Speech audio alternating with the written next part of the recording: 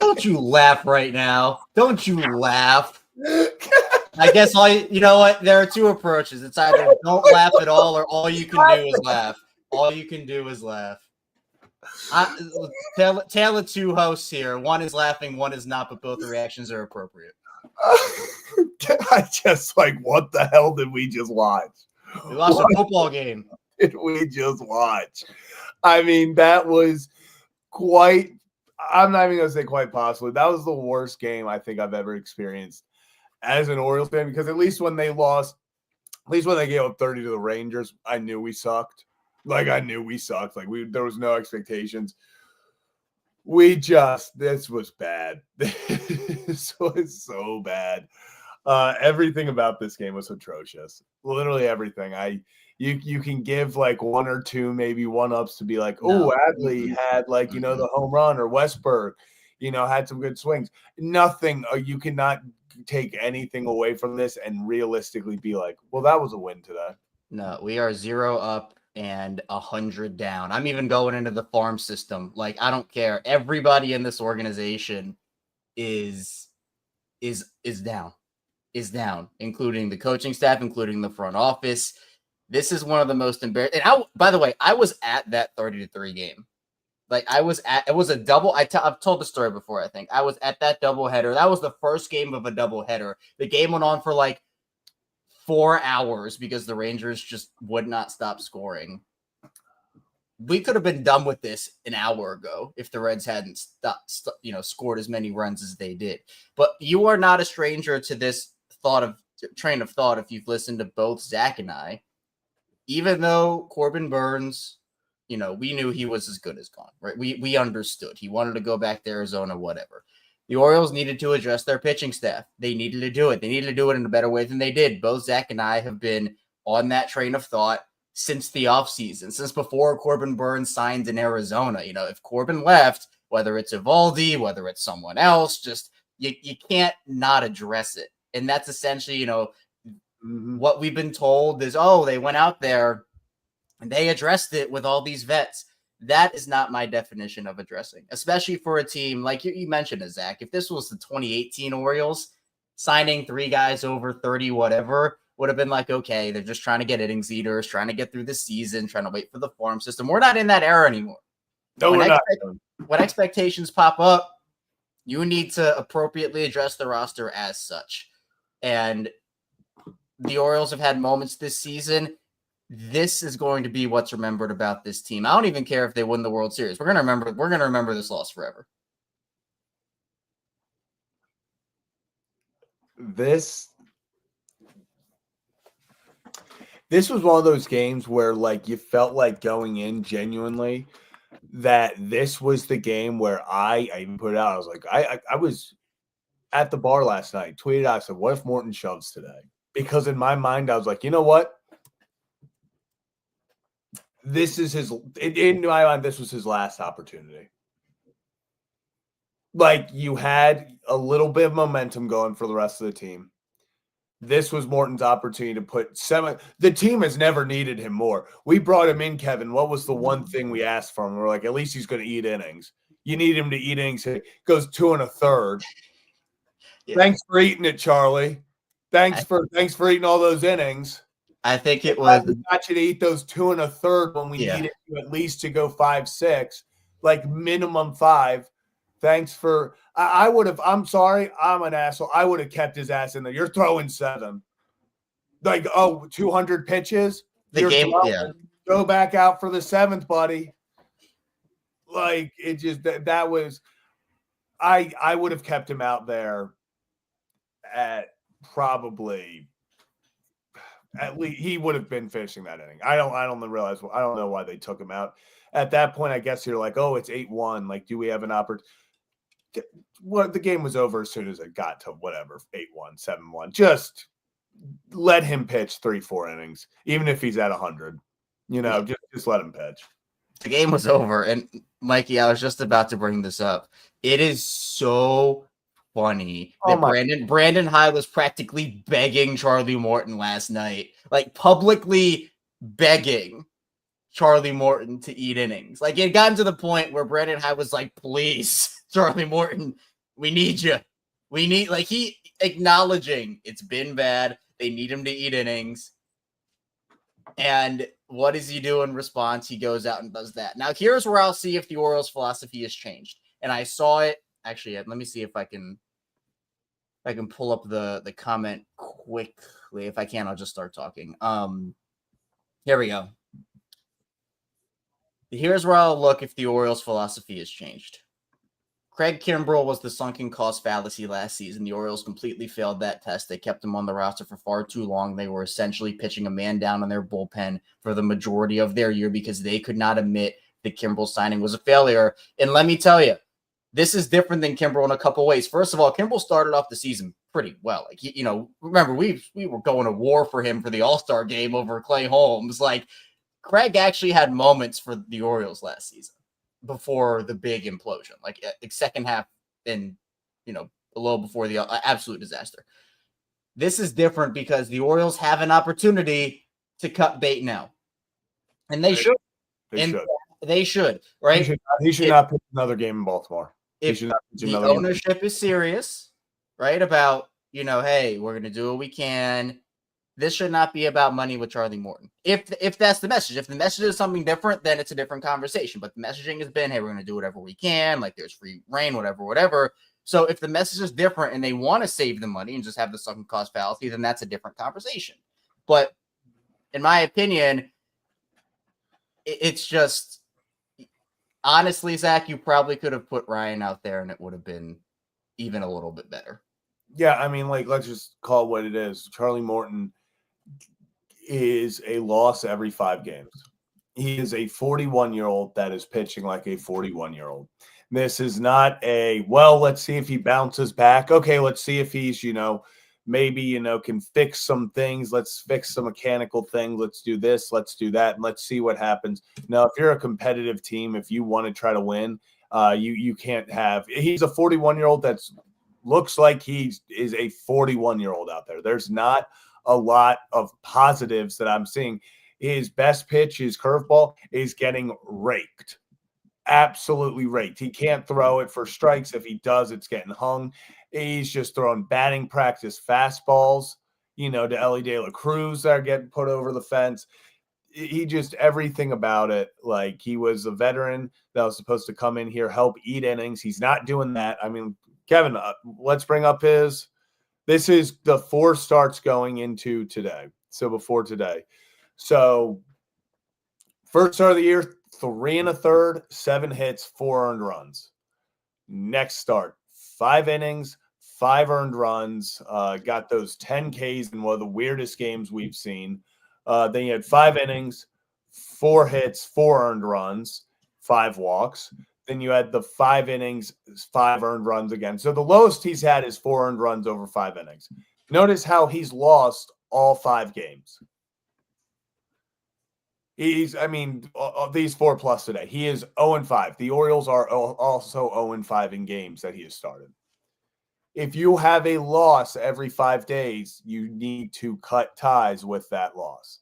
Like, I don't care that you paid him $15 million. That was a mistake. Like you talked about, Kevin, the only thing that makes this worse is if you hang on to him for another 10 starts, you go continue this. You go 2-8 over those 10 starts. You know, hell, continue this. You go 0-10 over those 10 starts. That's avoidable. You gotta, like I said, if this was a 28-year-old, a 29-year-old that you brought in and you're like, hey, we think he can figure it out, that's one thing. I don't think at 41 years old, I think this is just, he's 41 years old. He's been in the majors. He's been a professional player for 20 years or something. It just happens. It's father time. Like, it's not that he's had a horrible career. He's 41. He's not a serviceable starting pitcher right now. You know, it was over the second he got up there after the last start, looking so defeated and said, you know, I have no idea Like, this is, you're talking about his curveball, like, this is my best pitch.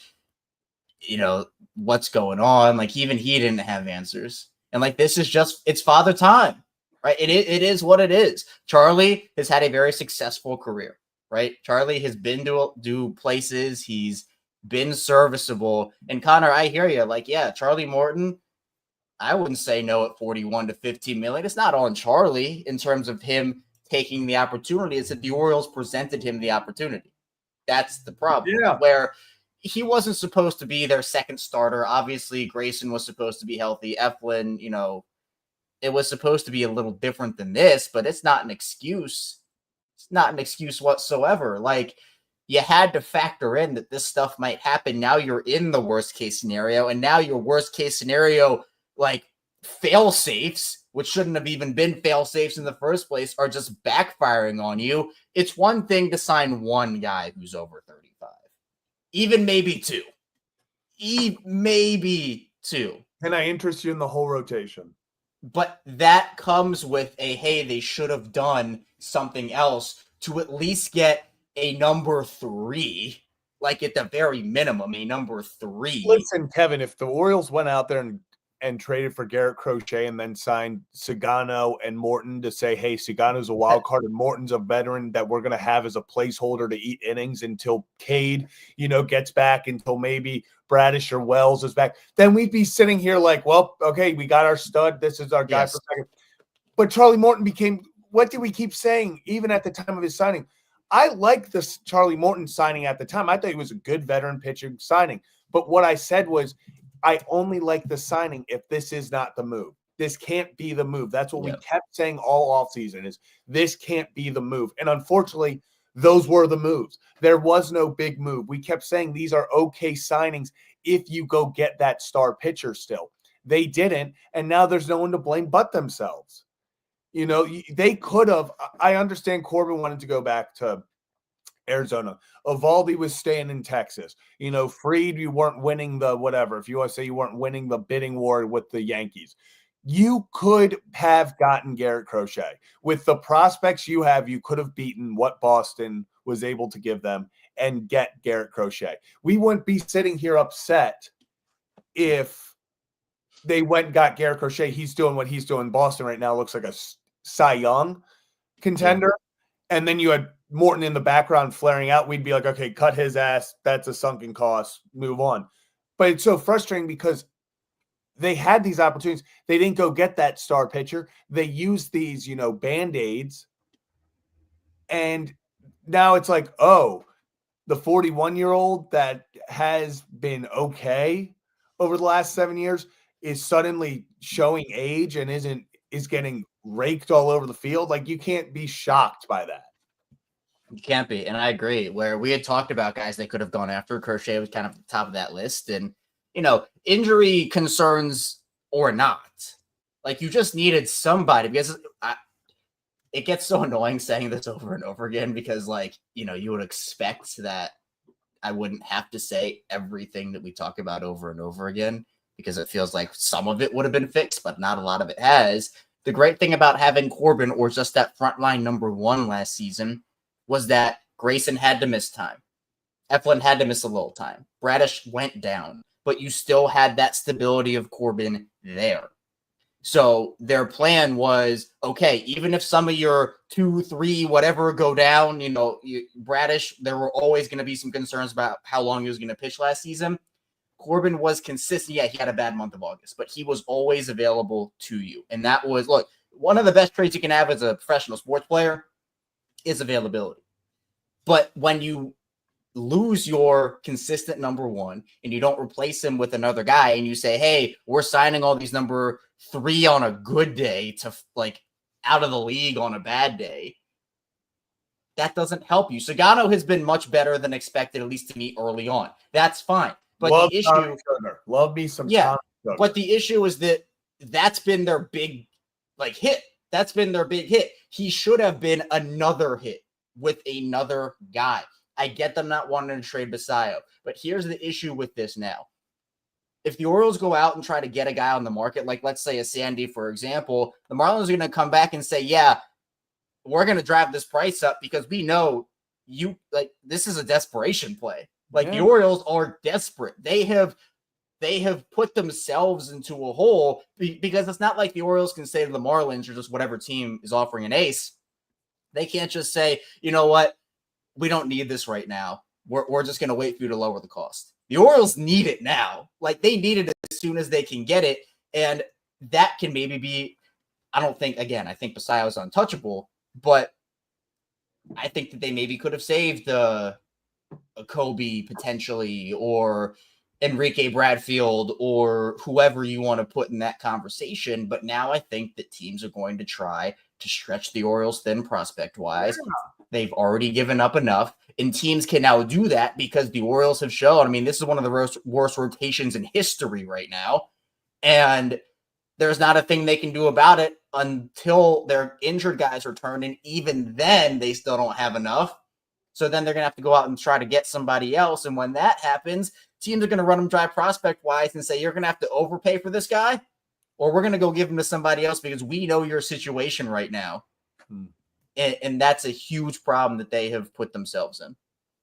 Yeah, it is. And you know, I see enough people talk about it, so we'll get into this certain conversation about somebody running the Orioles. But first, if you're new to the channel, hit that like and subscribe button. This is Kevin and Zach React. Go live after every single Orioles game, win or lose by 22. First, some super chats. Kyle saying, rebuild, Kyle, appreciate. Also then coming back saying, blow it up, trade stars before the deadline. Why would anyone want to stay on this team? Owner gave away a bobblehead of themselves. We are a joke. God, do not think you are alone in this thinking right now. Trust me, I do not. I think there are a lot of people right now that, one, I know the Rubenstein bobblehead was not a popular when it first came out, especially. It was not popular, but definitely is not more popular at how the season is. If this had happened yesterday, oh my goodness. Yeah, but here's the other thing too. It's like and then nothing money. Oh, we got more. Okay. Take Sanchez over Morton right now. Even his mix is better. If I was hot, I would put Guy until Mike gives them legit pitchers. I know this is, and this is going to take us to our next thing and real fast. This is, the Reds were the worst team. I just put that together right now. I didn't even, I knew they were playing the Reds. I knew Molly was here. I did not put it together. Wow. Okay. Well, talk about the worst time to do that, to have us lose. But yeah, I digress, though. Kevin, Mike Elias. Well, this actually goes. Can I say one quick thing before? Yeah. The other thing with this whole situation and how bleak it looks right now is, you get two things. You get this glimmer of hope with a game like yesterday, where, they're able to get out of jams and the offense hits 5 homers. You have the 2 wins against Cleveland.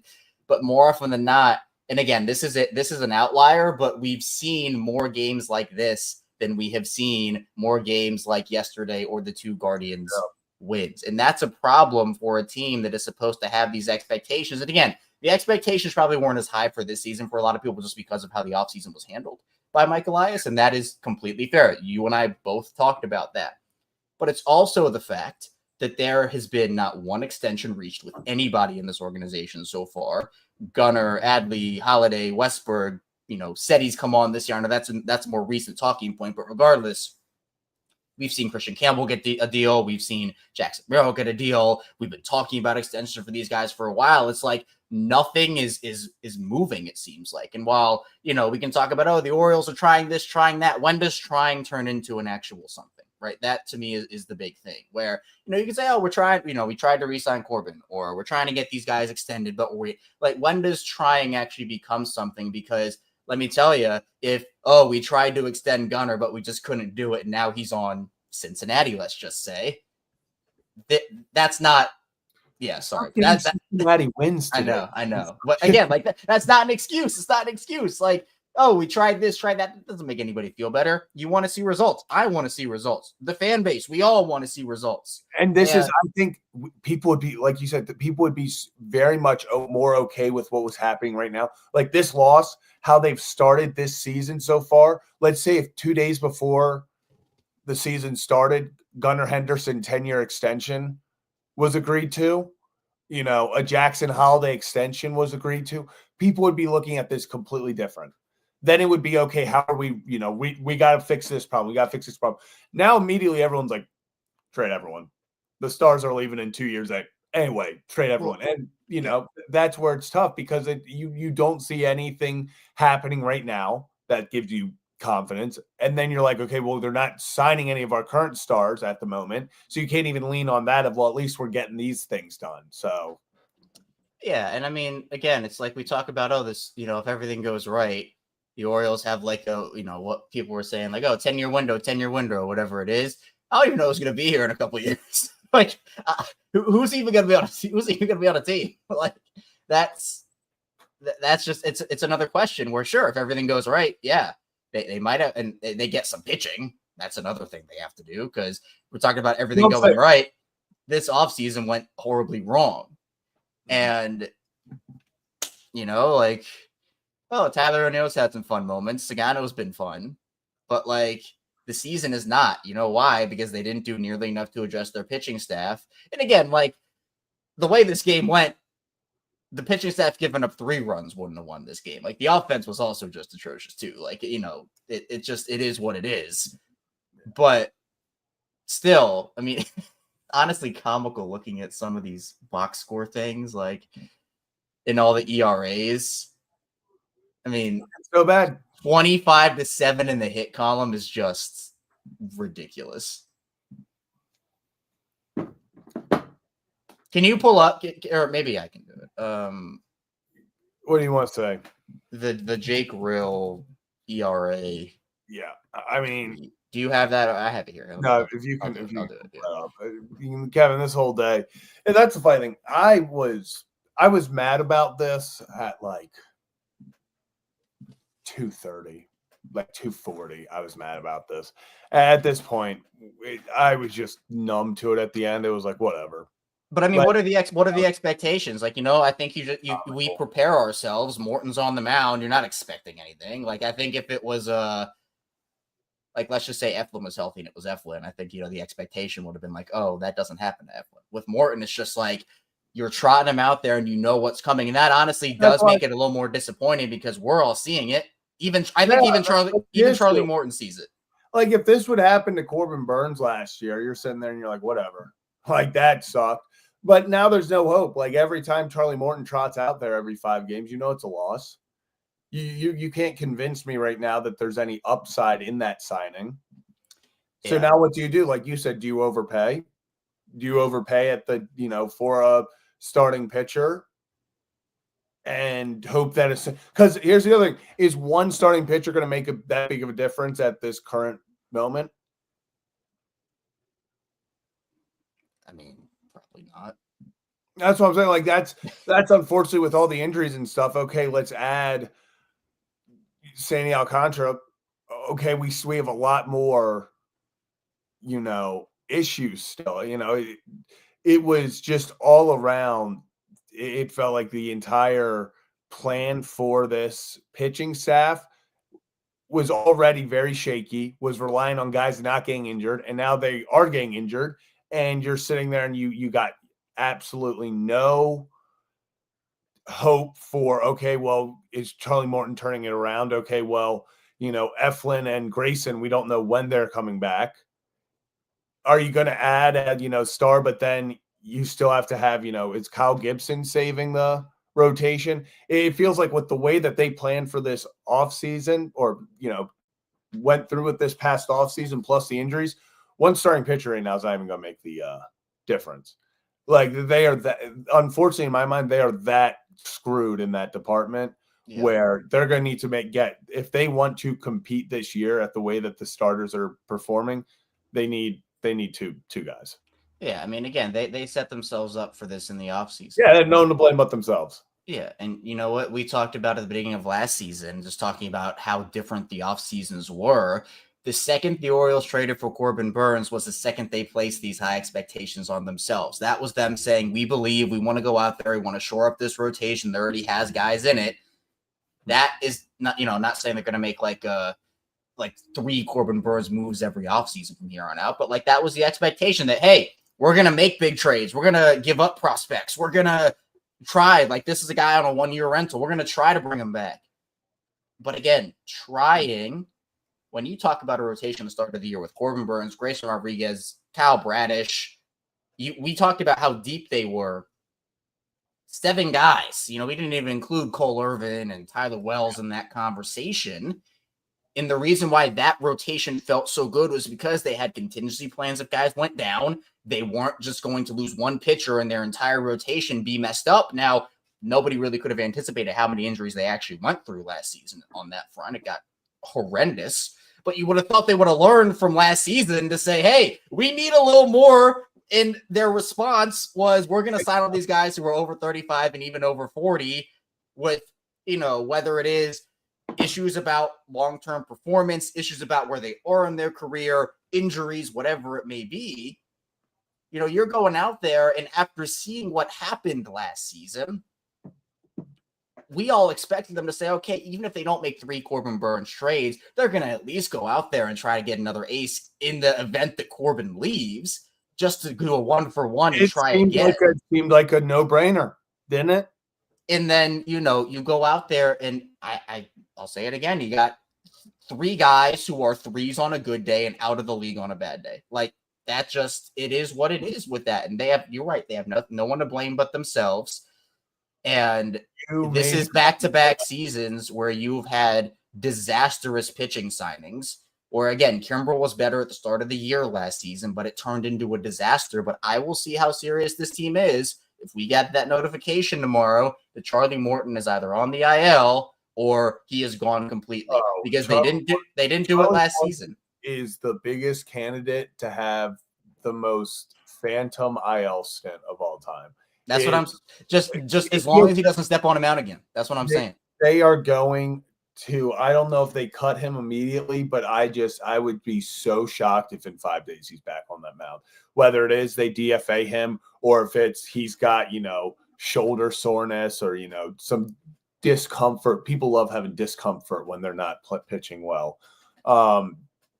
I'd be floored if he's out there in 5 days. And honestly, if he is out there in 5 days, I'm going in with the expectation. Like, we might as well start the post-game show at first pitch. Yeah.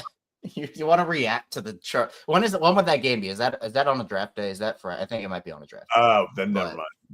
At least we'll be distracted. So we'll be distracted.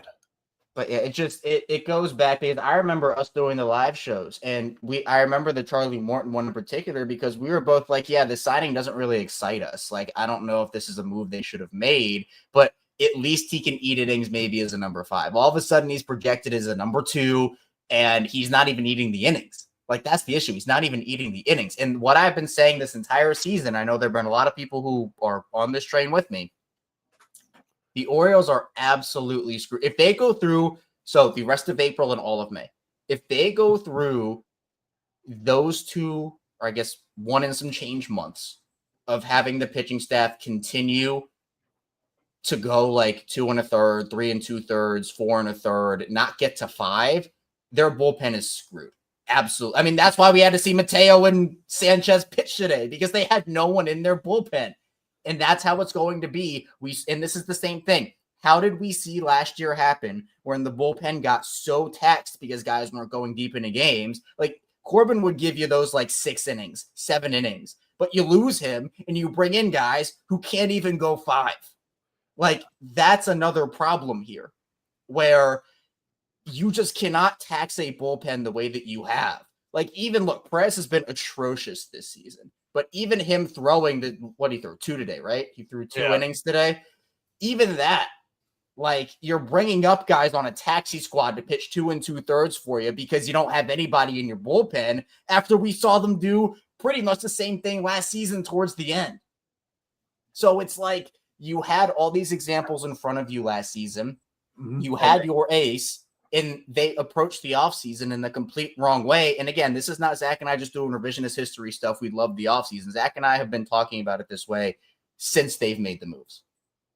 Every single move they made, we were like, this is good as long as you actually go make a meaningful one. As long as you go make that big signing, that big move.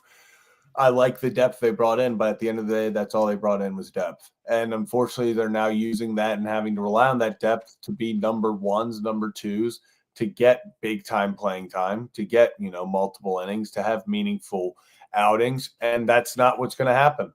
Charlie Morton was a good signing, I thought, if he was your number 5 pitcher. Charlie Morton is now being treated as the number 2. Can't even go through, when we needed him the most, couldn't even get out of the third. Brutal coverage. I even, again, I was praying for 5 innings. And even that, again, an ideal outing is for a starter, especially with the way this bullpen is being used, to 6.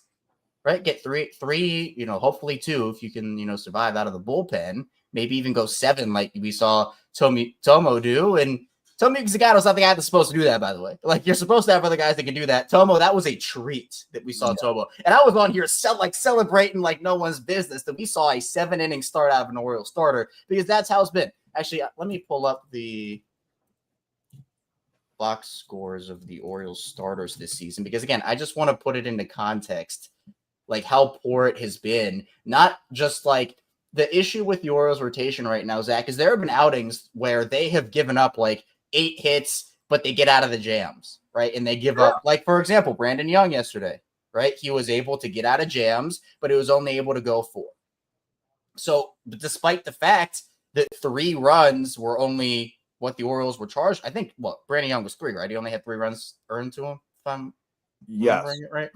Even though there are only 3 runs, he only was able to pitch 4 because he was allowing base runners. And again, I'm not pinning the Orioles struggles on Brandon Young, so please don't take it that way. No.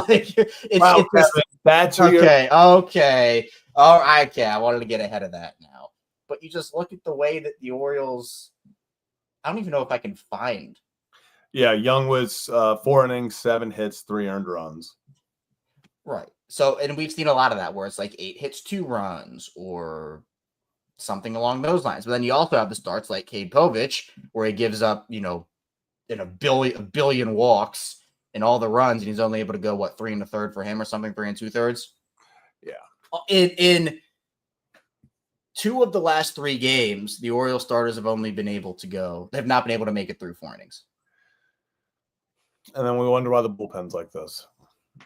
I'm telling you, I'm literally saying it now, and I'm sure a lot of people agree. Maybe some don't, but this is where I stand on it. The Orioles bullpen is screwed in August.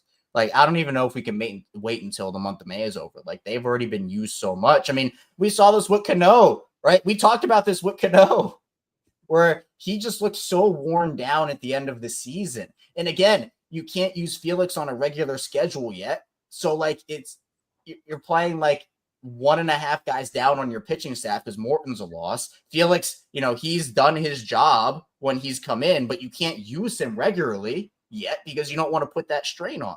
That restriction hopefully will be lifted sooner rather than later, but I also don't want them to lift it prematurely because they don't have enough arms in the bullpen, and that not be in Felix's best interest. That's something that should absolutely not happen.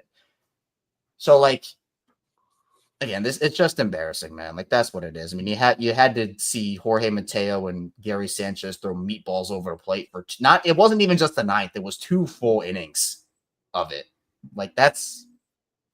I agree with you. I would have taken Charlie out there and put him for 5 innings. I don't care. Game was already lost at that point. Just I'm saying. I didn't care. I do not understand why they did not keep him out there at all. I mean, let me pull up. How many pitches was he at? Morton? Yeah. I don't have it on my graphic. Yeah, I'm pulling it up on the phone. It's just taking a second. Okay. Well, while you're doing that, actually, let's do this. Pitches. He was at 68 pitches. Throw 100. At least 80, if not 90 or 100. He should have finished the third. The third. Again, especially if he's not going to pitch for you again. Doesn't matter. Yeah, exactly. But here's the thing, and I see people in the comments talking about they were at the game. First of all, sorry. Oh, I'm sorry. I'm dead serious. I think the Orioles would gain a lot of support if they did one of those rain delay things where they were if you stuck till the end of the game, you get a free ticket voucher. If you stuck to the end of the game today, you should get a free ticket voucher. Yeah. I'm with you. I'm with you on that. But they should do that without a doubt. Here's the difference. When I was at that 33 Rangers game, people knew the Orioles were bad. There were no expectations. By the end of that game, we were all cheering. We wanted to see records broken by Texas because that was the way the Orioles were. Like, it was a bad Orioles team. They were trying to wait for their young talent, which, they didn't really have a ton of it at that point. But regardless, like, there were no expectations with this team. The difference this year is you have expectations in a wide open AL. You were supposed to be, I mean, and again, the rotation kind of lowered these for me a little bit, but like, you were supposed to be at least competitive in the AL, like bare minimum competitive. I'm not talking about like AL favorites or anything, but at least competitive. And like, here you are, essentially, at least fighting for the division. Like, maybe you're not the favorites, but you're supposed to be at least a contender. They didn't look like a contender today. They didn't look like a contender this year outside of a few games.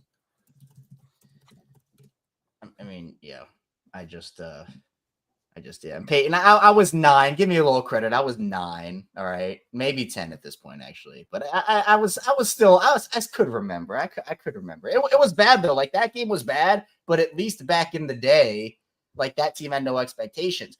Again, the second the Orioles acquired Corbin Burnes, that was their, hey, we believe in this core, we're going all in. But they have taken a complete 180. And again, new ownership comes in. Like, that was supposed to be a thing. They've obviously said a bunch. What was it? I tried to block it out of my mind. Take flight was the big thing. Lift off. Okay, that's what. See, I tried to block it out. But at the end of the day, you have a team that is at least supposed to be competitive, and they did nothing to compete in the offseason. Because let's be honest about this. Baseball is year round. In the fact that you compete during the year on the field, but you're competing in the offseason trying to get the best team that you can together to win games. And the Orioles did not do that this offseason. Zach, we both said that as the moves were happening. And I'll repeat what you said and what we've said. These moves were fine if they made another move.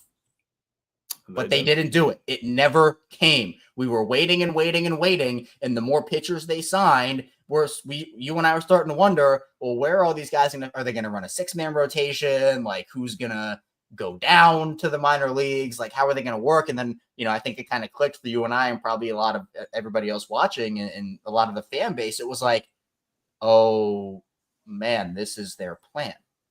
This is what they're intentionally doing this. They're not just signing pieces for depth. And again, we sold it because early in the offseason, we didn't know any better. We thought, okay, hey, maybe something's coming. We thought you can never have too many pitchers, especially after what we saw last season.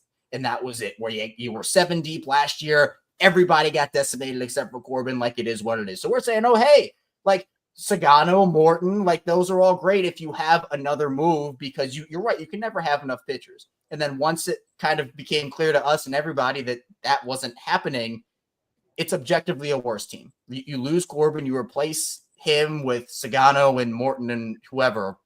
That's a downgrade. Tony to O'Neill, that's like whatever, small upgrade, push, small downgrade, whatever it is, like whatever you want to call that. But this is a worse team than last season. And even the fact, we haven't even talked about all year, Danny Coulomb is no longer here. Jacob Webb is no longer. I don't even know how those guys are doing, if I'm being honest. But like, Danny Coulomb's lights out. I think he sells a 0 ERA. Does he actually? I haven't even. I'm just saying that, like, he was rock solid for you. Yeah, Danny Coulomb's pitched 8 2/3 innings this year, has given up 0 runs on 3 hits, and has 5 strikeouts, 1 walk. I mean, again, this is it's malpractice where they declined it. That was the dumbest move they made. We're talking about, oh, they must know something injury wise. That was an easy option. That was like O'Hearn. It was like an easy option pickup. I would have rather had Coulomb at that number than O'Hearn at that number, and O'Hearn's playing great to start the season so far. Like, yeah, and they didn't even replace them. Like, it was okay. We're bringing in Kittredge, and like, now he's out for what, 2.5 more months. So it doesn't just go beyond. It does go beyond the starting staff where you lose. And Jacob Webb had moments for you. He wasn't the most like consistent guy in the world, but he was an everyday guy. He could get you out of jams. He could eat innings. He was just a solid reliever. And it feels like, Jacob Webb, I'm not as pressed about because we have decent, we have guys stepping up.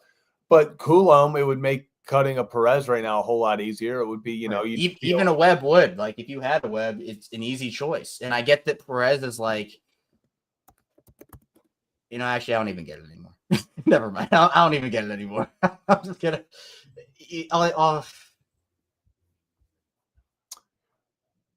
Webb has given up 4 earned runs in 5 games pitched. So he has a 2.94. How many innings? 12.2, 12.1. So it's 4 runs. He's a 2.92 ERA. So not the worst, not the best. And then, yeah, I see people talking about it in here too. I don't know why they DFA'd Blewett. That made no sense to me. That was an easy Perez DFA. Like, I would have gotten rid of Bowman way before. I mean, it was honestly the Perez DFA spot, if we're being honest. Like, they weren't going to DFA a lefty. I don't know where that lefty's going to come from because I don't think they need to find it. Like, bring back Thiago Vieira, man. Was he even a lefty?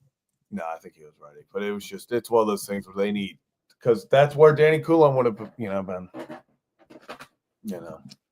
and that's exactly it.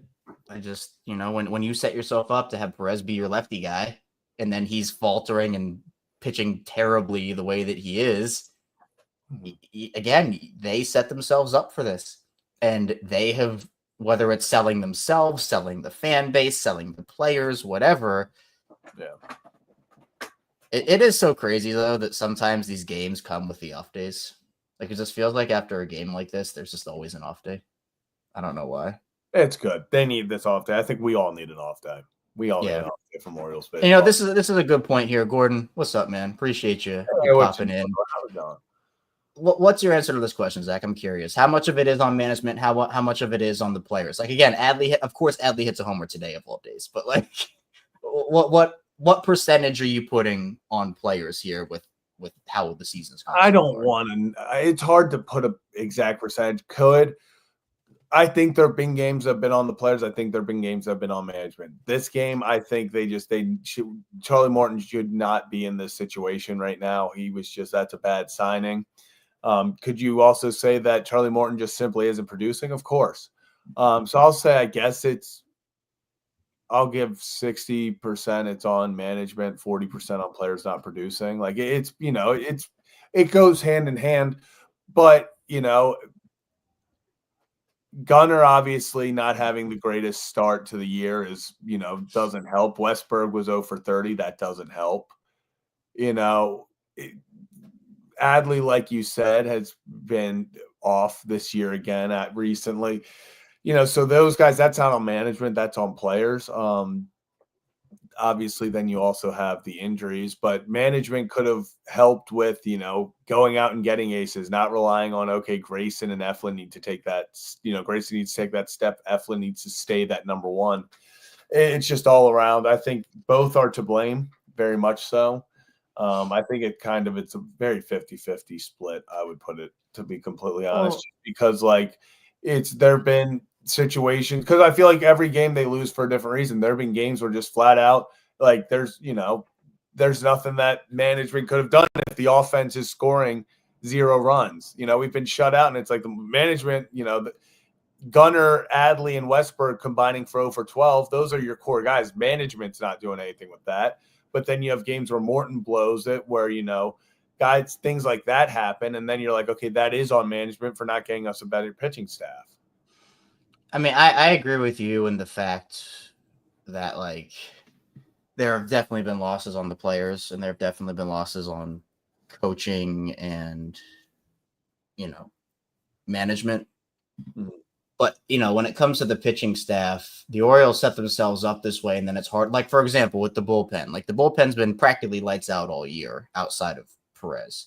And they've done that in spite of them having to come in after 3 innings, 4 innings, and continue to,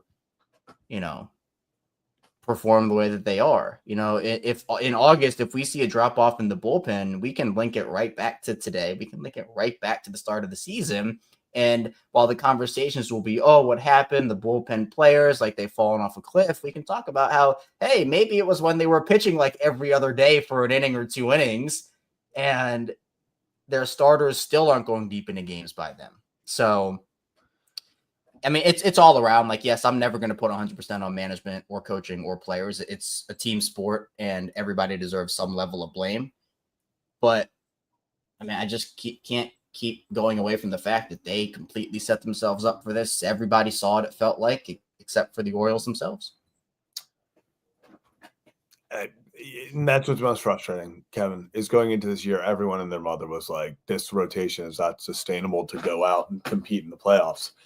I thought that they were set up well for the regular season just because of the experience and then depth of the team, but then injuries killed the depth and now the experience. What does that matter when you're losing 24-2 or whatever the final score was? Yeah, 24-2.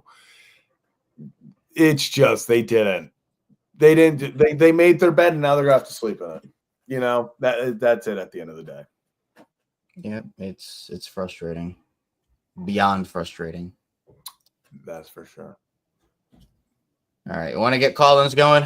Yeah, let's get call-ins going. This might be all-timer when it comes to call-ins. I mean, I think it probably will be. So if you want to join the fun of whatever that was for the Orioles, you can pop in for a few minutes, talk some baseball, or just anything else, honestly. If you don't want to talk about baseball, I don't blame you. Yeah. You want to add some fun to an unfun day in Orioles baseball, you can. Just put the link in the chat. And I'm doing this in the dark, by the way, because I just figured doing it in the dark, one, encapsulates what today was. And two,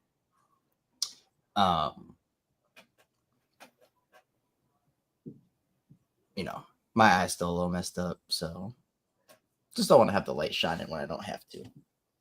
So, Peyton, it's been a failure of a season so far for management. I think we've been saying that this was a big year. This was a massive year for management. They needed to go out there and put a winning team, go compete for a world championship. This needed to be a team that was all eyes set on winning something this year and in the future. And I can't say that they have set themselves up for either at the moment. So right now it is a failure. I think you are going to see if they continue to fall deep into this. I've said before, I think if they fall to 10 to 15 games under 500, I think that's when, if we're staying close to the All-Star game and they're under 10 games under 500, I think that's when you see Hyder potentially go. But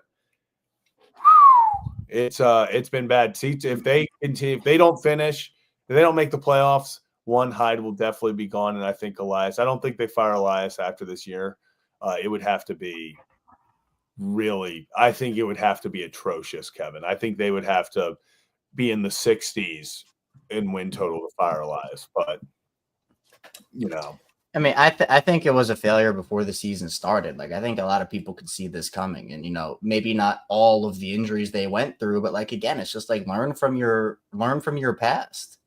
Like we saw this happen last season with an ace at the front of your rotation. They let that ace walk, and they didn't do anything to replace him. So like when they failed to bring in another big guy to at least anchor your rotation, there was always a shot this was going to happen. And we judged the offseason based off of that one big move, whether it was going to come down the pipeline or not. And it never did. And so even before the year, we talked about how like there is a legit way this goes pretty sideways pretty quickly. And it has been, from Brandon Hyde's lineups to Mike Elias's offseason decisions to, even some of the in-season ones with, whatever you want to talk about. That's on the management. Yes, some players haven't been producing up to expectations, but, when you talk about how it's gone, these losses being so out of hand, and this isn't like the first out of hand loss they were like, this is the worst out of hand loss they've had, but this isn't like the first out of hand loss they've had. And the fact that it comes with, and Lorax, I hear you with even the extensions also, like there have been none. There wasn't an extension done. There wasn't a top free agent signed. None of it happened. Check marks that Zach and I were hoping to see. At least one of those happen. We saw none of it. So and Kevin, before we get into call-ins, this just Matt Wyrick of the Baltimore Sun just posted a quote from Charlie Morton where Charlie said, "I think the things that make me question that are physically, can I do it? I think that's the big question. Like, is my stuff good enough? And it's hard to judge it when you're behind a lot, and it's hard to judge it when you're in bad counts. I'm out. Done. Yeah, he should be gone tomorrow. Nowhere close. He should be gone tomorrow. If I heard that, if you are your 41-year-old starter who has just been trash all years now, he went from all of his, he just is so shocked as us, and that's what has been pissing me off. He goes in and he's like, I don't know why it's working. Maybe because you're 41, you're like, and it's not on him. If I was offered $15 million to come, like, I would do it in a heartbeat.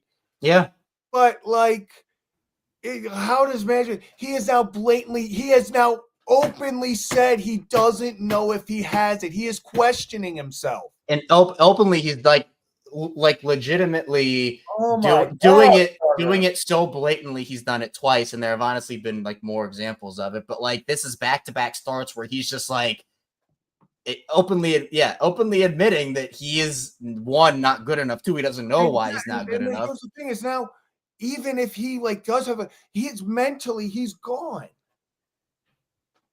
Yeah, I mean he should not remain with the team. And again, whether it's not an IL stint, whatever, but I'm telling you right now, if they want to have a phantom IL stint where he doesn't pitch for 3-4 weeks and then they run this back and try it again for an outing, whatever. He cannot pitch 4 days from now. He either has to be DFA'd or he needs a month off. I agree. But you cannot just throw him out there in 5 days right now. The only thing that you could simply say, okay, maybe he takes a month off, is just mentally he gets there. Mentally doesn't help him. That's the only thing that I could be like, okay, maybe a month off would help. Maybe, hey, he's got shoulder discomfort, he's got, I mean, I just think you need to do the Gibson for Morton swap and just be done with it. And again, maybe this was a situation where Charlie didn't like deep down didn't know if he was going to pitch again this season, and he was just like, "Oh, I'm going to give it a go. $15 million is too much to turn down," which yes, obviously. And then I just find it very hard to be confident when your pitcher says, I think the things that make me question that are physically, can I do it? I think that's the big question. Like, is my stuff good enough? If he's questioning that, your confidence as a pitcher, you're done. Is so shot. Yeah. Like you can't be. He has so much. And Ryan has been talking about this. I saw Ryan just put something in. So pitch selection, watch every pitch, big breakdown coming. So watch that on Tuesday. We'll be doing a breakdown. But okay, how does he focus on pitch selection? How do you, work on this if you don't have confidence? Yeah, if that's where it's hard, is the things that he's going to have to work on if he doesn't have the confidence to get it done. It's just, I feel like this is in a big spiral at the moment. Again, like you need to be confident every time you go out on the mound, whether it is with the game that's being called or with your own stuff. And it feels like none of it is there. And that is a scheduled loss every fifth day. It just is what it is. And so again, with Kimbrel, it spiraled and he stayed on the roster for too long. When you have a pitcher talking like that, it's probably time. And we'll see what they do. Hopefully, again, you just get that Gibson for Morton swap and, you're done with it. Sunken cost, it is what it is. But if your curve isn't working for you, your best pitch isn't working for you, and you don't have an answer, and you feel that you're that dejected about it, and you're just like, I don't really know. I just like hell, I would, at this point, I would feel way better if he just freaking lied and was like, you know what, give me the ball tomorrow. Like if he would have just done, when they're like, I hate to bring this up, but like when Lamar, like the Ravens have a tough loss and Lamar immediately after is like, I want to play tomorrow. Like, let's line up right now. Let's go play. Like, I would almost rather Morton be like, give me the ball right now. We'll go fix something. Then be like, I don't know if I have it. Right. It's like the Anthony Richardson thing where he like openly admitted to coming out because he was tired, and I'm just like, say anything else, man. Like say anything else. I just like, the confidence is where now Charlie's now battling a two-front battle. He's got to work on, okay, are we figuring out, is the stuff good enough? Are you locating? Are you throwing the right pitches at the right time? But then you're also figuring out, hey, he's trying to figure out, can I do this? Can I work on this? Do I even have the stuff if I'm throwing it correctly to make it work? So it's a big spiral. Let's get to call-ins though, Kevin. We got people waiting to talk. Let's do it. All right. Sorry. I was like, who's gonna do it? Yeah. The other one's gonna do it. First off, we'll go to Arkansas. How we doing, guys? Joe, it's going all right. I really, what the Orioles are missing? What are they missing? Energy. Shameless plug. Let's go. Energy. They don't got it, Joe. But, they certainly didn't have it. They don't. If Charlie's putting out a quote like that, just go to him and offer him a retirement package. I mean, he's cooked in the head. I mean, his mechanics have changed. Like Ryan said in his comment, and Pigtown Sports put it out earlier. Like his mechanics and his arm slot, and the way he throws the ball, they see what's coming. Like they see the ball, the release of the ball. Every batter sees it. They know curveball. Mm-hmm. Every release of it. Yeah. And in fairness, today a lot of those pitches that were called balls really were close, very close. He was playing on the corner and wasn't getting. They were playing on the corners. They were very close. So that gets in your head a little bit too as a pitcher, I'm sure. So, but I would just say we got to cut ties with Charlie. If it means a month on the IL gets it done for him, then maybe. But just go give him a retirement package. Tell him thank you for your service, and let him go out gracefully and say I'm going to retire. Don't DFA the guy and just make it bad. I mean, save grace now rather than in July or August DFAing him and making it a situation like you had with Kimbrel last year. I mean, yeah. I mean, at this point, I see Kevin is in the dark like the Orioles offense today. So Orioles everything today. But it's Easter. We're resurrecting the offense on Tuesday. We can hope. I guess that's all you can do at this point. Just hope and pray. That's all you can do. That's what Brandon Hyde is doing. He's publicly praying that Charlie Morton can go out there and do something, and he's not doing it. So, but I agree, the move has to be Morton for Gibson. Povich needs to stay on the roster. He's had one bad game. He's pitched decent the other outings, just no run support, which seems to be the theme of since last July. Yep. It really is. But Joe, hopefully we get some energy. Off day tomorrow, and then hopefully they can regroup somehow. Let's run it back on Tuesday, fellas. Let's run it back on Tuesday. Joe, appreciate you calling in as always, my friend. Appreciate you, Joe. The streak lives. Streak lives, baby. Streak lives, and we will see you on Tuesday, Joe. You have a good one. Yep. All right. Boom. Kevin, this is a depressing. I feel like I keep going through the levels of coping. I laugh, and then I'm like, you know what? This was such a stupid game. I've done the what's it called? I guess full circle moments where I've gone from this is funny to okay, it's just one game in 162 to the season's over to this is so dumb we're doing this again to it's just one game. It's just one. I feel like I'm just going in circles right now. Did you see Austin Wynn's quote? No, what did he say?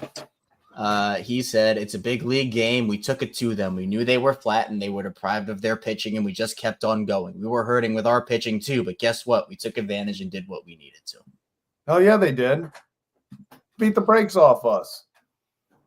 They took it. He's right.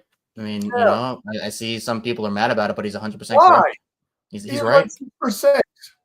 They completely took us behind the woodshed. Yeah, good for them. Yeah, I would not apologize for anything. Let's go to our next call, and we have Steve. So, Steve, a little bit not as good as last night. Yeah. Morton needs to be gone tomorrow. Yeah. Agree. Like, this is almost similar to Kimbrel last year. I heard you guys talking about it. But at least Kimbrel, for the first couple of months of the season, was actually getting the job done. Yeah. Yep. And oh boy, oh boy, oh boy. And that's the thing is there's no positive at the moment to look at least at Kimbrel, we had those moments where you're like, okay, when he's gotten the right days of rest, when he has been on a consistent schedule, he has shown that he can help you win. He was good. At one point, like we were saying, Kevin, people are upset he didn't make the All-Star team. People were like, no, he was snubbed from that. So he had those, you had physical proof of, hey, he can be a decent piece of this team. Now, towards the end, the bad outweighed the good. You had to cut ties. There's not a single game that I can look back, or even really honestly moment that I can look back at Charlie Morton right now and go, that's why you have to keep him. That's why we give him another chance. It doesn't exist for me. It's not existing for me either. It's like, I mean, what was it? Third inning when the blow up started? Yeah.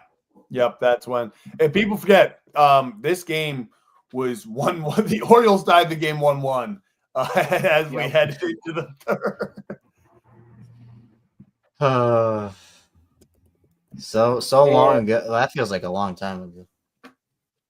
And I was 21 when that 30-3 Rangers game happened. I wasn't at the game, but I watched it on TV, and this game was worse than that.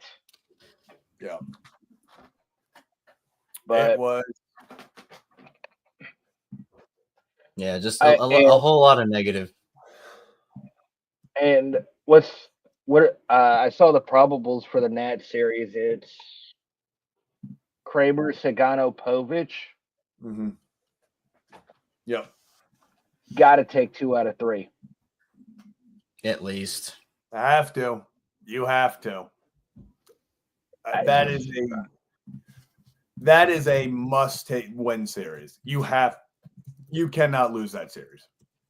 No. Especially since after that, you got to go to Detroit, who's got the best pitching staff in all of baseball. Yeah. Yeah. Can't mess around here. I mean, they're already doing it, but. And if I saw the prospective probables for that series, we're going to have to face Scooble. Yeah. And, it is funny, though, which is just so baseball. Like, the Orioles, of course, the one big win they get in this series was against Hunter Green. So, like, anything can happen. Yeah. Maybe they take Scooble. Maybe they put up 20 runs against Scooble. We don't know. But it is definitely one of those things where if you look at it on paper, this Nat series is huge. Because if you lose 2 of 3 and then you go and lose 2 of 3 to the Tigers, you're sitting there and it is no longer, hey, this is a tough start. This is, we have dug ourselves a hole and now we have to dig out of it. When you start slow, there's a difference between starting slow and digging yourself a hole you have to climb out of.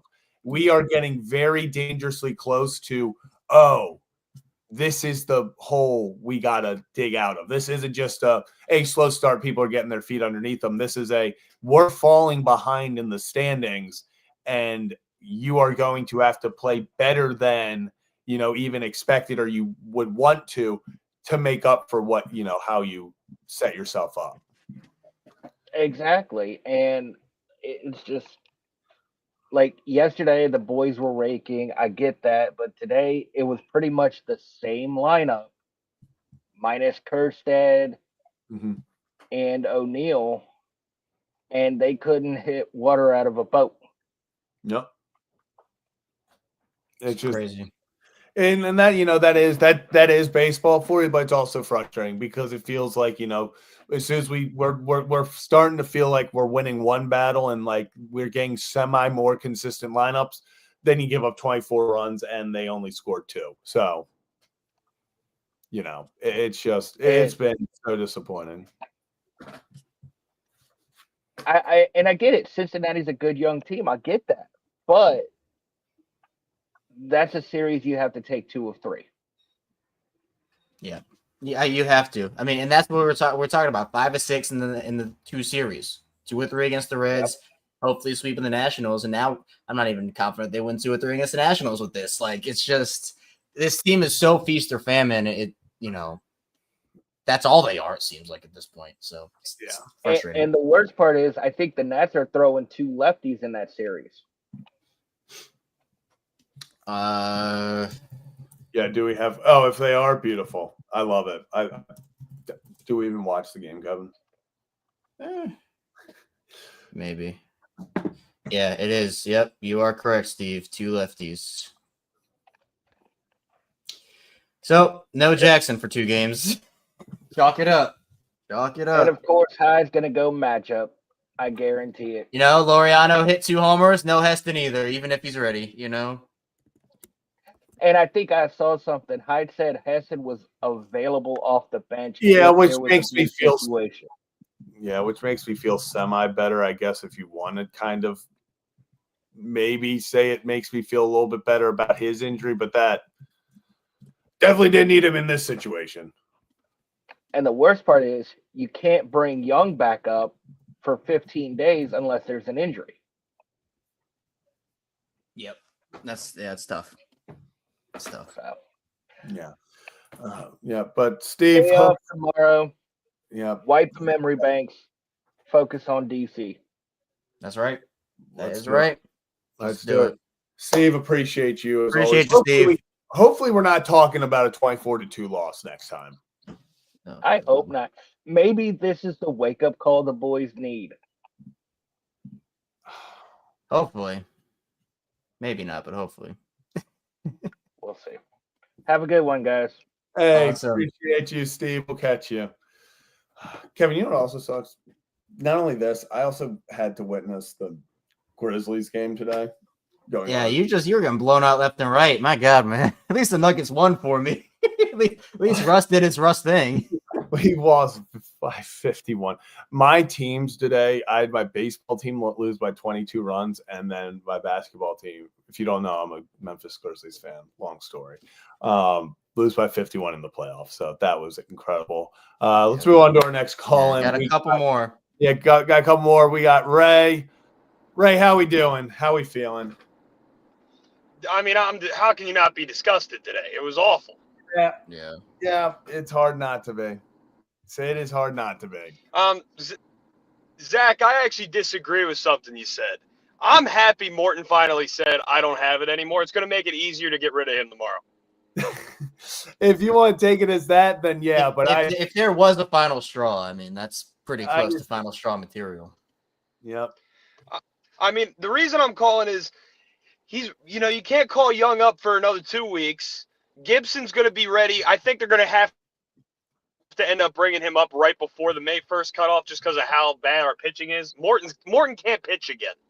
He just can't.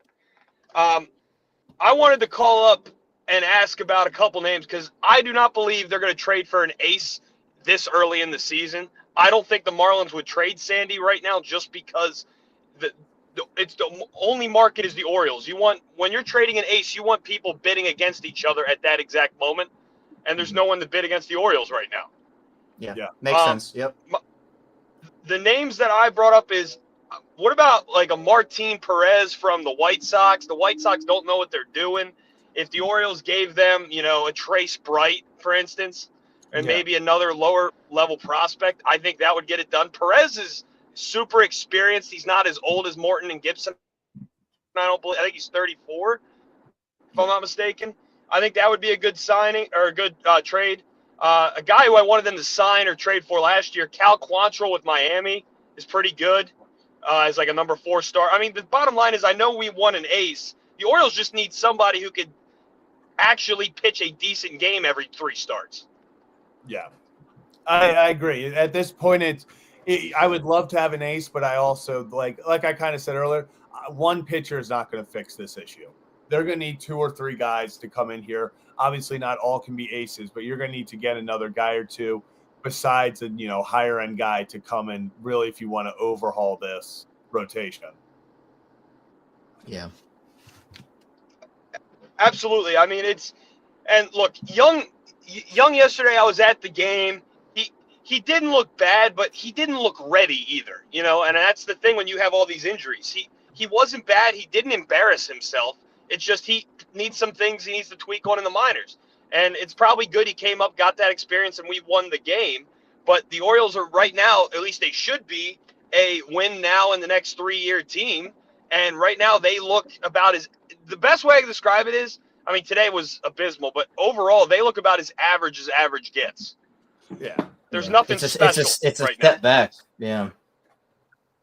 I mean, 81 and 81, I used to pray for days where we could say that about the Orioles. But 81 and 81 with as talented as this team is would be embarrassing. And I'm an Elias guy. The Orioles have historically in my lifetime not drafted well. All their big time players not named like Machado and Markakis before this new era of the team were acquired. Like Davis was acquired. Tillman came over in with Jones in that trade. So I like that Elias can draft, and he's shown that he's willing to make the trade for Burns. But this year, it seemed like everything against what Elias had done up to that point, and it went back to like Angelos when he was owning the team. Yeah. I think it's completely disappointing in every facet of it. I think this season, and it all started, I think, you can start last July. Since then, it feels like this team is in a downward kind of, I don't want to call it a spiral, but they're in a downward trend. It seems like you've lost Burns, you've lost Tony. You didn't really, O'Neill has been, here and there at times.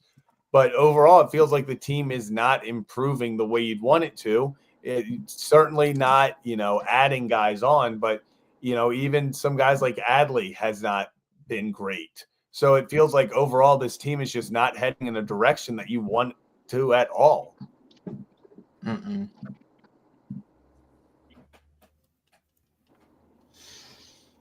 Nope.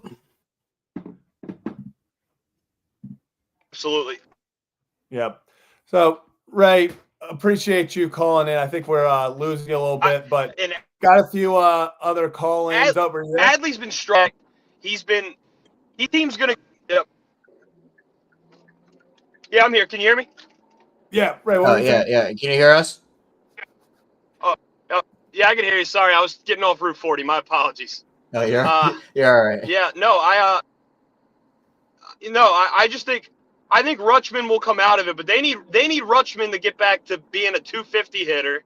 And look, the Orioles, I still believe they're going to be fine.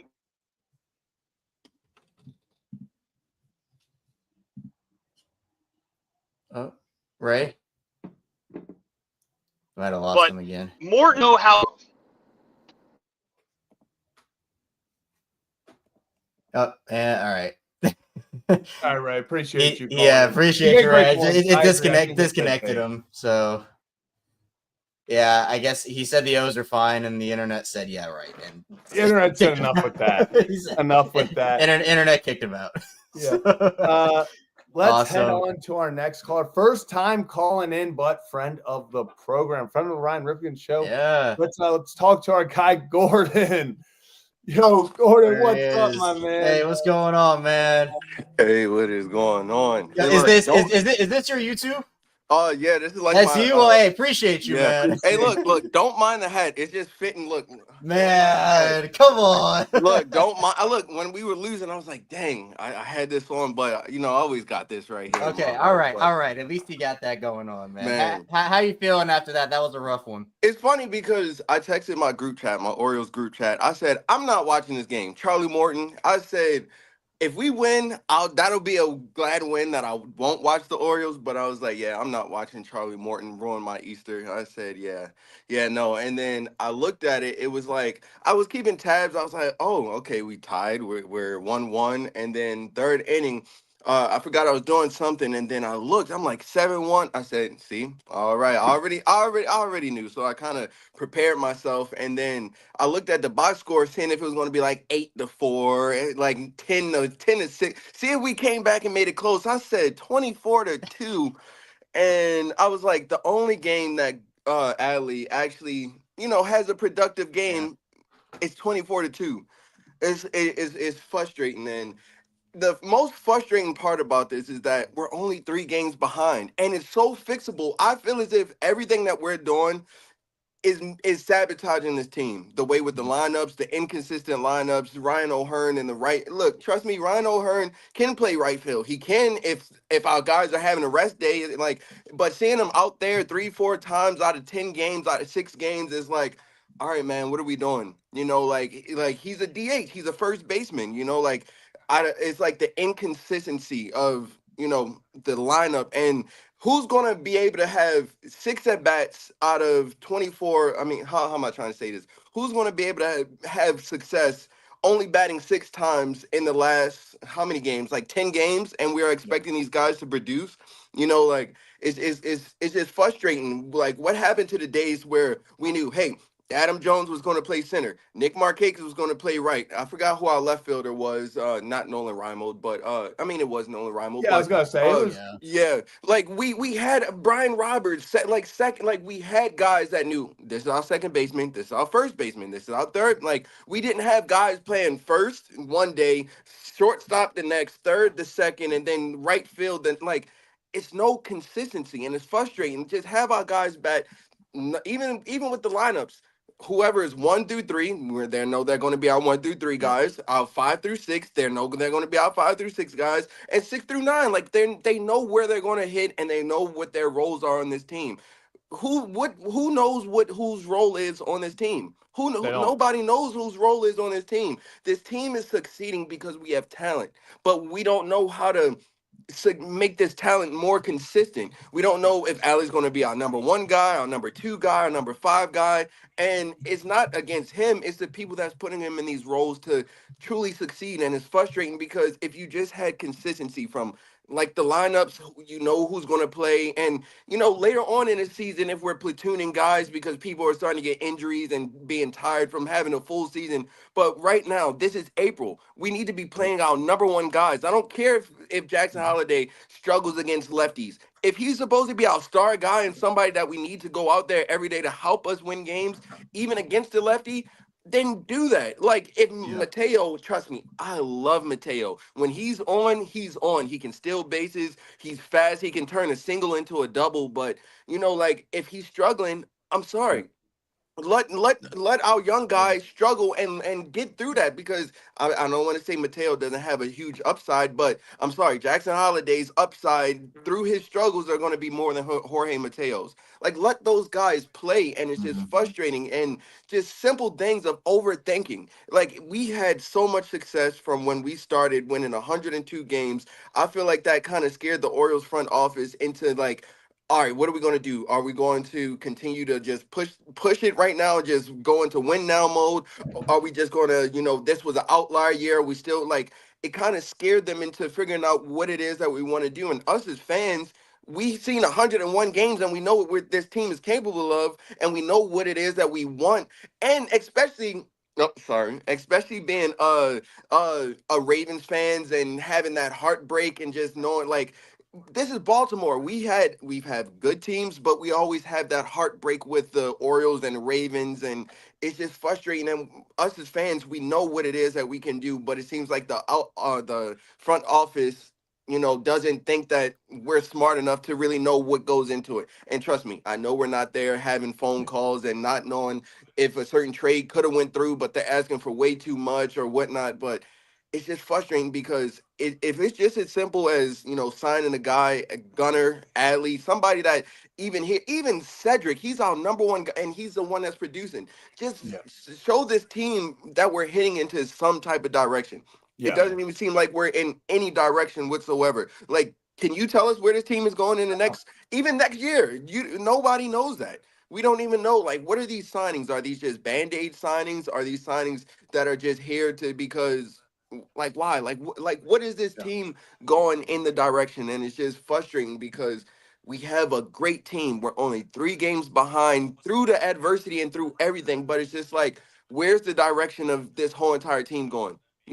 Like, it's just frustrating, It should feel better with them being 3 games behind. Literally. Like, it doesn't feel good, and it should feel better. Like, if this was the year where, we came from losing 100 games and we're like, all right, we're only 3 games behind. We're feeling uplifted. We're happy. We're not worrying about a 23 to 24 to 2 loss because that's kind of where we were last year. But we literally 101 games, missed, had a terrible playoffs, made the playoffs last year, and people not being signed to this team. Corbin Burns, we understand that he wanted to go here, but I feel as if the Orioles actually made an effort, he could have stayed here. That's truly how I feel. Like, I understand your family, and all that. But if the Orioles accommodated certain things, then he could have been here. But and even if not him, other signings like you said, Garrett Crochet, or just somebody to just fill the role, and instead of Charlie Morton. Like I Yeah. love Charlie, but it was the same thing with Craig Kimbrell. Even when he was with Craig Kimbrell, when he was with the Red Sox and they won the World Series, even people back then were writing him off, like in 2018. And Yeah. we signed a guy like that. People, when he was with the Braves last year, they were already signing him off. Granted, he had some type of minimal success last year, but like that shouldn't have been our guy. Like, who looks at a 41-year-old be like, let's give him 15 million? Yeah. Like, I like we're like I'm so invested in this team, and just it's just frustrating because we don't know who's going to show up today. Is it going to be the Orioles that have 7 home runs in one game, or is it going to be the Orioles that like just struggle to hit a fastball right down the middle because we're either late on the fastball and early on the off speed, or it's like what are we doing?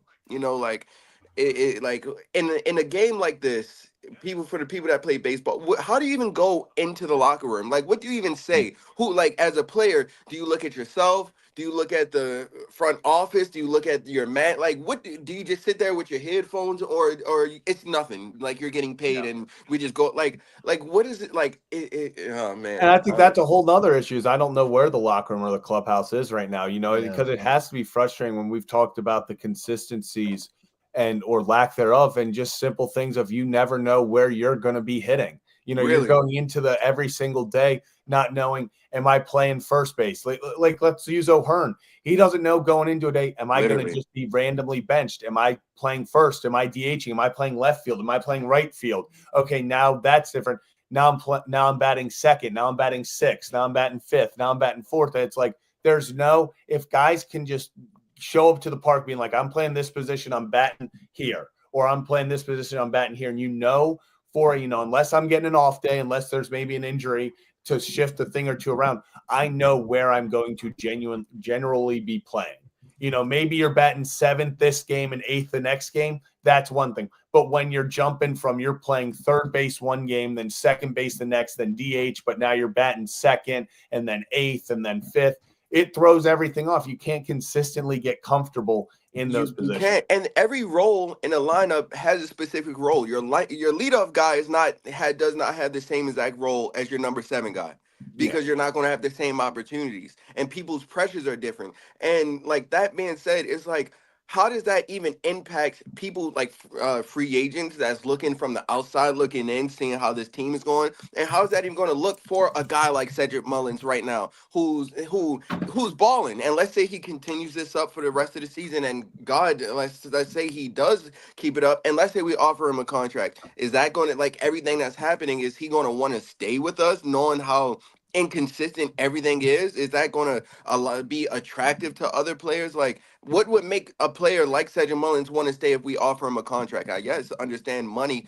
is one thing, but shoot, if you can get money from another team and be consistent and win at that and not have the same problems that you're having here, when it could be something simple as having a consistent lineup from 1 through 9, like, what would make him want to stay with us? Like, it's a Yeah. lot of things that just go into it, and I feel like everybody wants to, I don't want to be the smartest man in the room, but it's like this is baseball in the end of the day. Like, I like is it, and I hate to say it, but it's baseball. Baseball is, yes, it's hard, but it's not that hard. Play your best guys. Play your best guys. Play the guys that are in their position, that play their best position. And if a guy is slumping, okay, let him push it through. But like the same way with Gunner, when he came in the first half, when he was slumping, it was okay for him to go through the motions and try to get his big league legs under him, because that was one guy that was impacting, that wasn't fully impacting the lineup. And once he started getting going, he started getting going. But when it's 1 through 9, when we don't understand, hey, if Gunner isn't hitting the home run today and if Cedric isn't hitting the home run today, and if everybody's struggling, that impacts the whole team right now. It's like pulling, like when the Orioles go down 1 run, it feels like we're down by 6. It feels like we're pulling Yep. teeth to just to even come back. And that's what was so fun about that team when we won 80, when we first started winning games with Root and Godor. When those games, we never felt like we were out of it. We always had that oomph and that excitement and that, oh, we're down by 4. All right, guys, let's go get this. And we knew by the 7th inning on, that was our time to shine. Now it's like, it's no time to shine for anybody. It's like, and I hate to say it, Allie doesn't look like he's having fun out there the way he did when he first came up, just smiling, Yeah. having fun. Like, Mhm. it's baseball. Have fun. I understand we're losing, and I understand things are just bad luck. Guys are hitting the ball. Like, Gunner is smashing the ball. Adley's smashing the ball. That's going to end up falling for those for hits. Like, we're not, it's like we're not having fun. It's like they're trying to play baseball instead of letting baseball come to them. They're professional athletes. They're at the top of their game. They are there for a reason, and once you start getting between your ears and start thinking the same way Charlie Morton said, that will affect you, because if you don't Yep. think you Yeah. have the ability, regardless if you do have the ability, it's not going to, you're not going to succeed. Like, if the best Orioles, when we're at our best, are when we're having fun, regardless if we're losing, regardless if we're winning. When we're out there having fun for each other, for the next guy, and we know that, all right, somebody struck out, it don't even matter, we're going to get up there, go at it the next, and not just say it, but actually do it and have it actually produce. Like, that's the best Orioles. Like the fun Orioles with the swagger. Like, we don't have that swagger. Like when No, we first you had can tell that mentally they're not having fun right now. we're not. It's not before in 2022, 2023, they never felt out of a game. They would rally. They'd get one guy on and then Yeah. they feel like they could do whatever. That magic That's is not gone. It's happening been anymore. gone. Literally. Like when I look at guys that hit the home run, the homer holes, it kind of doesn't even have the same feel. It's like when we first had the homer holes, it was like, oh my God, the homer holes, and then it just had this. I think my niece or something would call it aura or something, but like they had that aura. Like, but They now it's did. just, It's true. it's like, man, it's like when even when we win, it's like, are we going to have this same consistency tomorrow? It's like, can we keep this going? Like, it's weird. Like, we've only won back-to-back games once, and that was against the Guardians last week, Yeah. right? Like, that's not sustainable. I'm sorry, and it's frustrating because we're only 3 games behind. 3 games, like, Yeah. it's Yeah, a the lot. AL's wide open. Orioles currently 2.5 games out of a wild card still, That which is is that just is crazy. That is, Yeah. and the way that Gunner can hit the ball, run the bases, the way Allie can, take pitches and get on, is like, I don't, and it makes me wonder. Is like, the stuff we're putting out there and not producing. I can see it's not working. You can see it's not working, but the people that are in charge of this, they think it's going to just continue to work. Like, if it's not working, switch it up. How hard is it just to say, all right, instead of platooning random guys each and every day for 2 weeks, all right, you know what? Let's switch it. Let's have the same guys bat for 2 weeks and let that see how it goes. Like, I feel like everything is so analytical, Yeah. analytical, and, well, this guy hits good against lefties, but who cares? Because if somebody just went over 30 and our whole entire lineup is literally 1 for 27 or something like that, that's not producing, regardless of what the analytics shows from 2 years ago or 3 years ago or a whole guy's career. Every day is a new day. Every Yep. season is a new season. Things that happened last year, that's out the window because we have to focus on this year. People that succeeded last year probably won't succeed this year. Focus on what is working today and find that. Don't worry about analytics. Just play baseball. And I hate that it's, I don't want to say and belittle it like that because it's not that, but it's baseball. Have fun. we don't have to make things way harder than it has to be. Yep, I'm with it. I'm with it. It feels like the Orioles. They look, analytics can help you, but it just feels like they're so live and die with it, where there's no in between of we can maybe have it help a little bit, but then also just go off of feeling. It just feels like they're all in on analytics. That is Literally. what they trust. So yeah, man, it's tough, but I appreciate you, man. Appreciate you Yes. calling. What's going on with the Rugs? What's going on? Tell us about the Rugs. Oh, everything's going well. So right now, I made a rug for them for their team and everything. So yeah, hopefully look on the Capitals Instagram in a couple days. There should be something going in there. But right now, just getting orders and doing a couple things. Nico Collins and Nick Cross from the Colts, and got a couple rugs for them. So yeah, just doing the same old, same old. Love it, man. Love it. Hey, look, I still got that idea, making a rug on stream one day or something. Let's do it, man. Hey, I'm with it. We gotta talk to Ryan about it, because that would be sick. That's gonna be. So we gotta have that happen. If you need a custom rug, Gordon's your guy. 112 rugs, 112 rugs. You can go. Where can people find it? My Instagram is at thereal.112, and my Twitter is 112 rugs. So there you go. Yeah. You heard the man. Go check him out. Go give him some love. Gordon, man, appreciate you. Hope to see you around here a little more. Call in anytime you want to, man. Most definitely. Yes. Beautiful. All right, man. Have a good rest of your day. Yep. Yes, sir. Appreciate you. Appreciate you. All right. Man, gotta love Gordon, man. And actually, Gordon, if you're still here, we got the Tommy with the $5. Appreciate you. Hey, Gordon was speaking some truths, man. I'll tell you. I feel like he encompassed the way that we're all feeling pretty well. He did, and Gordon also just great guy. Great guy. 100%. Go check him out. If you've seen the Lamar rug video, that's Gordon. That's him. Yep. The Lamar Jackson, the famous rug video, that's Gordon. So let's head into our last call. Yeah, we got one more left. And then maybe we have one more after that. Laura, she knows who she is. What does that tagline say? Laura, it was a tough What one. did I tell you yesterday? Laura, it was tough. This was a tough game. This was a tough one. I told you all that I had no confidence in this team today because of Charlie Morton. Mm-hmm. Mm-hmm.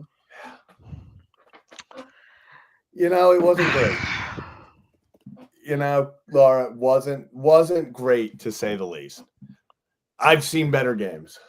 Charlie Morton's given up 25 runs in his 5 starts.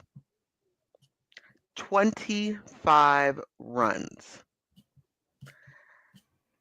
I don't know what the answer is. I mean, everybody's talking about forcing him to retire and do all this other stuff.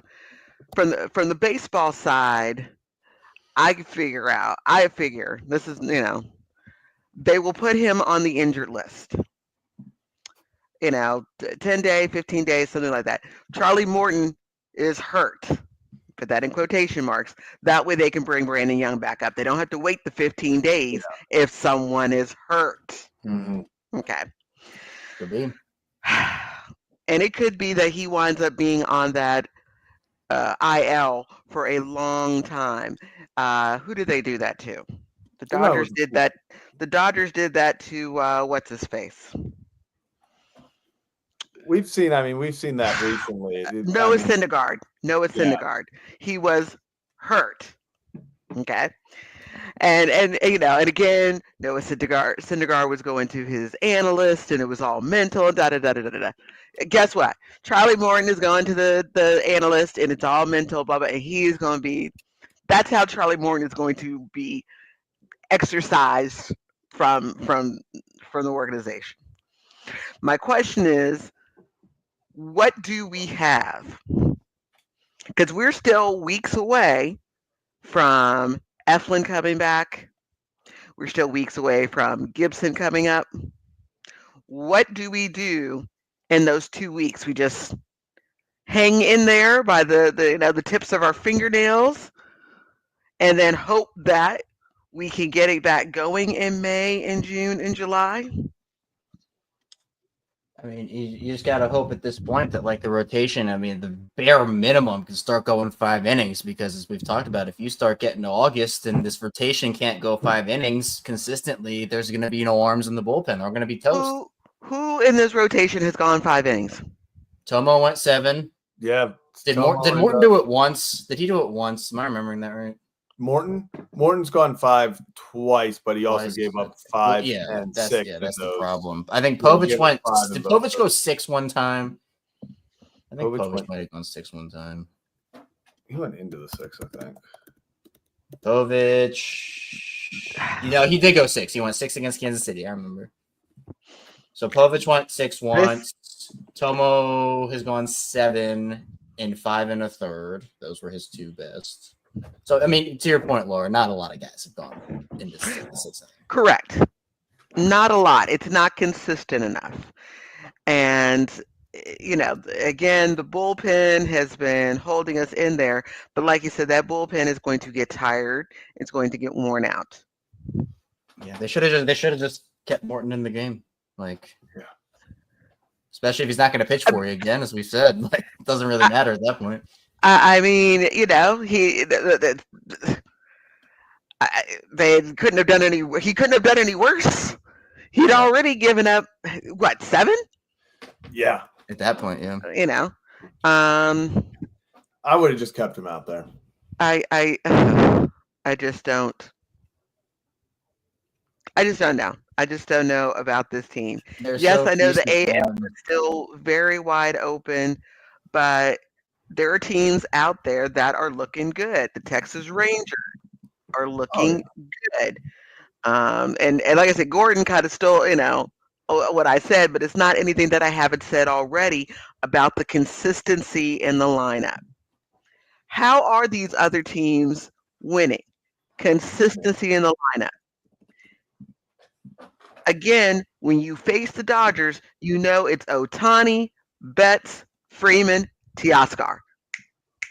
Yeah. Every time. Those guys know every time what they're doing, and that's why they have success. Those guys know exactly where they're hitting every day.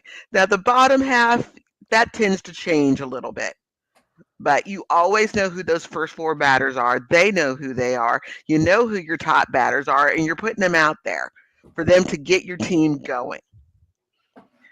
The Rangers do the same thing. It's always the same top 4 guys: Simeon, Seager, Smith, and Jock Peterson occasionally is DH, and Jock ain't doing shit.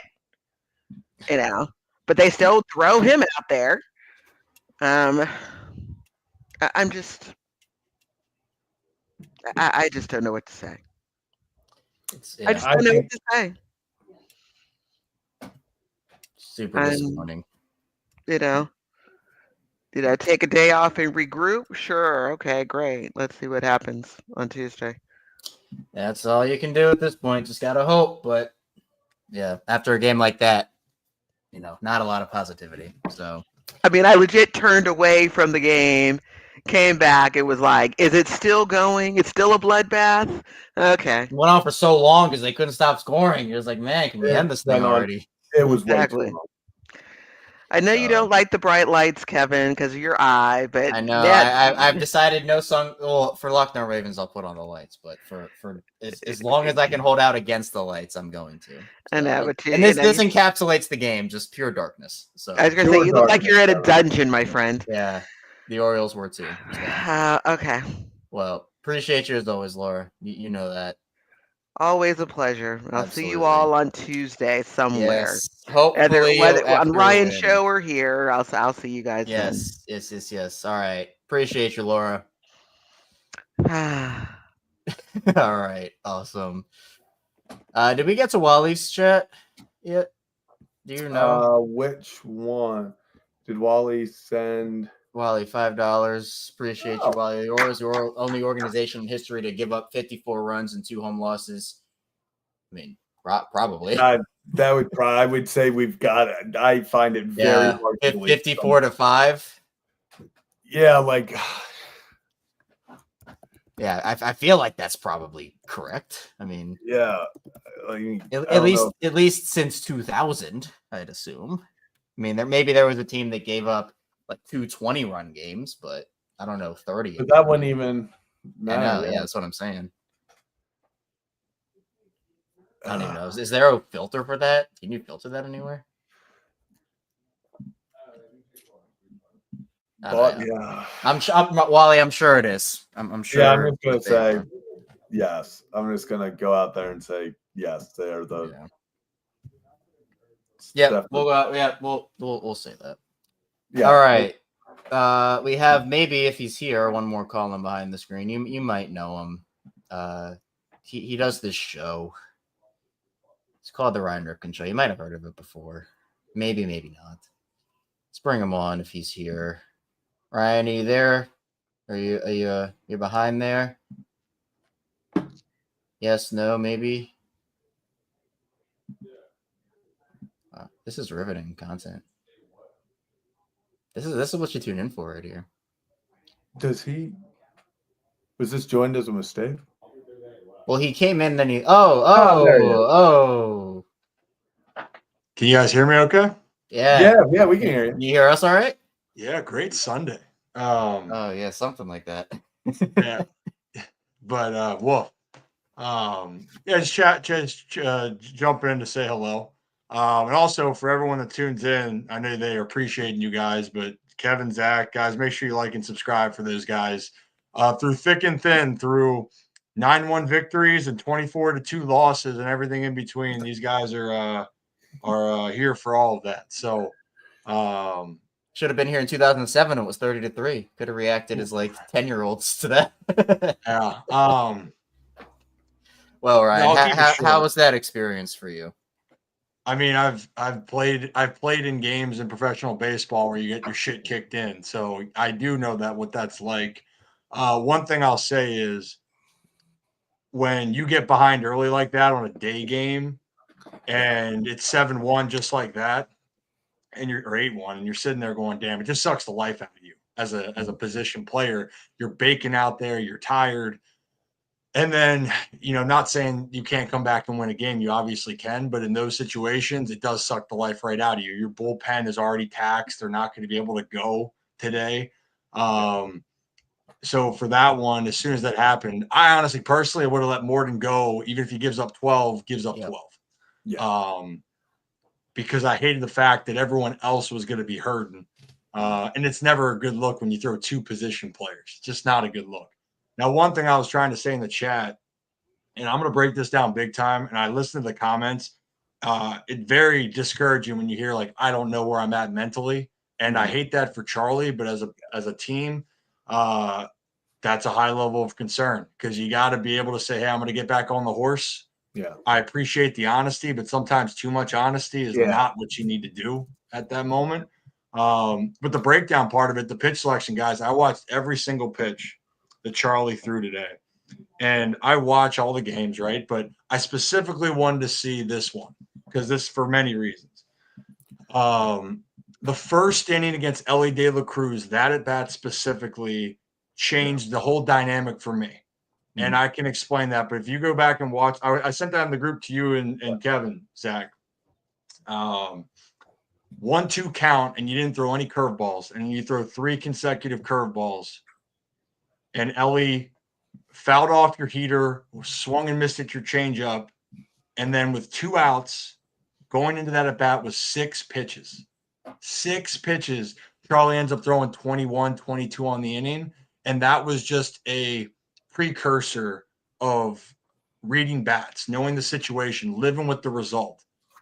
He didn't have command. He hasn't had command well this year, but pitch selection matters when you aren't doing well. And I still think it's baffling to me that the batting average off of his fastball is ridiculously low. Yeah. Like it's ridiculously low. And that's weird. So well, do you think it has anything to do with that people are looking curveball because he seems to be, whether it's, not locating it, whether it seems like the only ones he's throwing in the zone, he's kind of hanging. I wonder if guys are just sitting curveball because he has shown, that he wants to throw it still to get these strikeouts. He's trying to work on it. He's trying to throw it. So I wonder if they're looking for that, knowing he's going to, in a big, 2-strike count, they know, we're going to get the curveball here. And if he hangs it, we're going to look for it. And I wonder if that has anything to do with, other pitches. Because curveball, I mean, if you put it up, they've even talked about it today on the air. Since I think it's like 2021, his curveball is one of the best pitches in baseball at getting swings and misses. So suddenly he's still going towards that, hoping it can be that, but it's not anymore. So I wonder if guys are sitting on that going, hey, he's going to rely on his curveball, but it doesn't have the break. It's, showing too soon, whatever it may be. I wonder if that has anything to do with it. I think also they're taking, he's not landing at first strike. And then today, and whether Jason, you're saying like they can see the ball before it's being released, and I saw some videos and I can look at it, but there was a lot more uncompetitive curveballs for him. So when you have an uncompetitive pitch, if you see it out of the hand, regardless, you just don't swing. You get fooled, you just don't swing. Today it wasn't that. Today, like, that's why I want to do the breakdown. This is what gets me. There was a lot of left-handed hitters, except Ellie De La Cruz, who hit the 1-2 jack, where he hit the heater out. That's fine. There were guys taking 2-0, 3-1 swings on fastballs right down the middle, and they were late.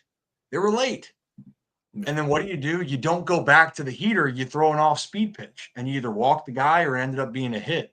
And that was the part. Jake Fraley was one of those guys that blooped to right for the 2-run single, and that kind of like ended Charlie's like downfall. It was a cutter. And Fraley was late on his heater. So, like, again, example of pitch selection over reading the bat. If a guy's late, don't speed up the bat. That's my take on it. I'll dive into all that from it. But you're right. Charlie Morton's pitches his curveball. It hasn't been good. It hasn't been landing. And none of his pitches can set up then. If he can't establish with it, he fall behind. But I'm still go back to that one at bat. If you set the tone in the first inning and get out of that and get Ellie and you challenge him and you're looking at 9-10 pitches on the at bat, the inning, then you're feeling confidence. But instead you walk him, then he steals, then you walk Hayes, which again, you threw a fastball, which Hayes took, and then you threw a 3-2 breaking ball. And then the pitch count rises. So for a guy that needs confidence, pitch to what you have. And right now, Charlie doesn't have that curveball. And quite frankly, there's now a lot of things are working for him. So I'll break that all down, but those are the examples. But I want people to know today, luckily, this counts as only one loss.